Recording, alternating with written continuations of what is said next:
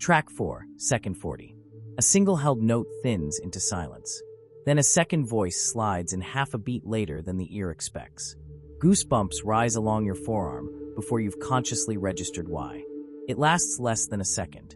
It doesn't happen on every listen, and it almost never happens the same way twice, even on the exact same song. This isn't a list of which songs cause it. It's about what the body is actually doing in that half second, and why the same musical trick, played back a second time, so rarely works again. The reaction even has a name, Frisson, French for shiver. It's often accompanied by the same physical response people call goosebumps. A small muscle at the base of each hair pulls tight, and the hair lifts. That reflex is old. One likely reason: it once trapped a layer of warm air against fur, and in a frightened animal, made the body look larger than it was. None of that applies to someone sitting still with headphones on. There's no cold air to trap, no predator to look bigger for. It can start at the scalp or run down the spine, and it arrives uninvited. Wanting it doesn't seem to help. So the real question isn't why chills happen. It's why an alarm built for temperature and threat goes off instead for a chord change. One possibility starts with something the song teaches you before you even realize it's teaching you. What to expect next. That begins within the first few bars, whether you notice it or not. Which note probably comes next, how long a phrase tends to last, when a chord is due to resolve. Most of the time, the ear's guess is close enough. That's comfortable. It's also forgettable. The chill tends to arrive at the exact spot where the pattern breaks, but breaks in a way that still feels right, not wrong. A held note that resolves a beat later than it should. A quiet verse that opens suddenly into a full choir. A key change that lands one bar earlier than the ear had prepared for. This tends to be where people describe feeling it most. A bridge that shifts key without warning, or a chorus that arrives a few seconds later than expected. If that's really what's driving it, it would explain one more thing too. Why the second listen so rarely lands the same way. The ear already knows the trick. There's nothing left in it to break. But that creates a stranger problem. If the chill comes from surprise, why can it sometimes arrive before the surprising moment even happens? That shouldn't be possible. The sound hasn't happened yet. One way to make sense of this starts with the weight itself, rather than the sound.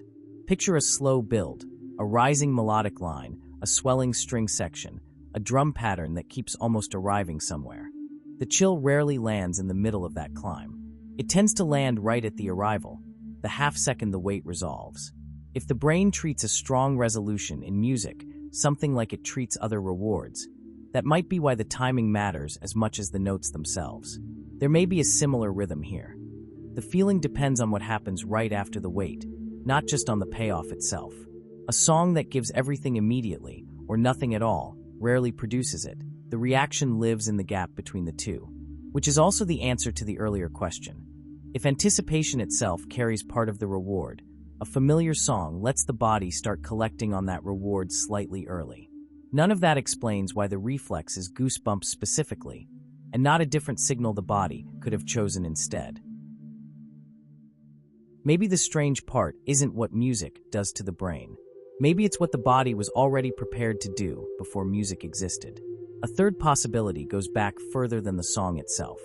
The reflex that lifts a hair on your arm predates music. That reflex is tied to things like cold and threat, long before music enters the picture.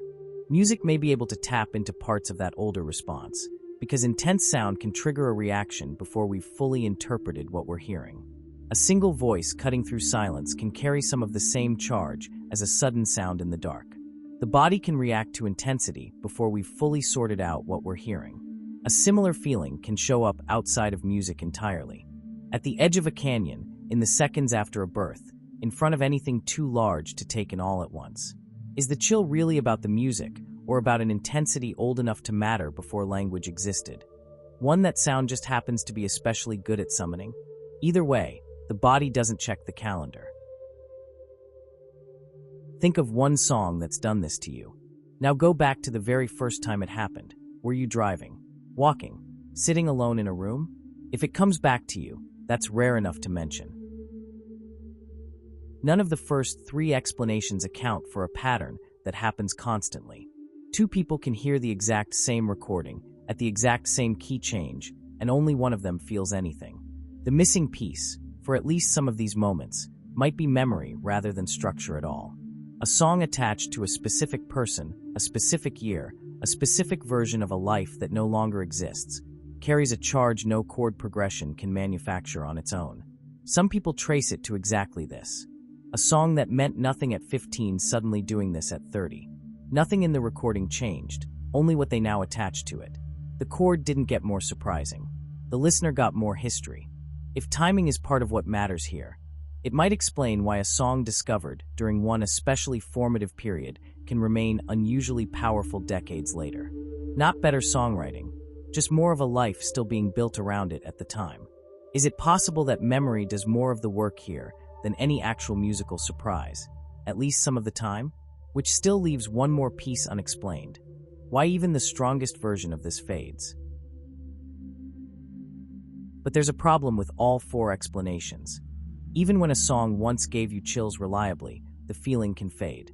Once the pattern break from earlier stops being a surprise, there's less left for that particular mechanism to respond to. Maybe that's why the feeling is so difficult to hold on to. The moment we understand a song completely, part of what made it mysterious disappears. Some listeners find that a live version, a cover, or even a different recording can bring it back. The pattern is breaking in a slightly different place again. None of this happens quite the same way for everyone, either, which is where the story from earlier about memory tends to matter most. Which brings it back to that half second from the very beginning, the one that's easier to describe than to fully explain. Track 4, second 40 again. The note thins. The second voice slides in a half beat late. Somewhere in that half second, an old alarm built for danger, a reward system tracking the weight, and a memory that never asked permission may all be meeting at once. The skin decides before the rest of the listener has caught up. That's the whole trick. For one half second, the body stops waiting to be convinced.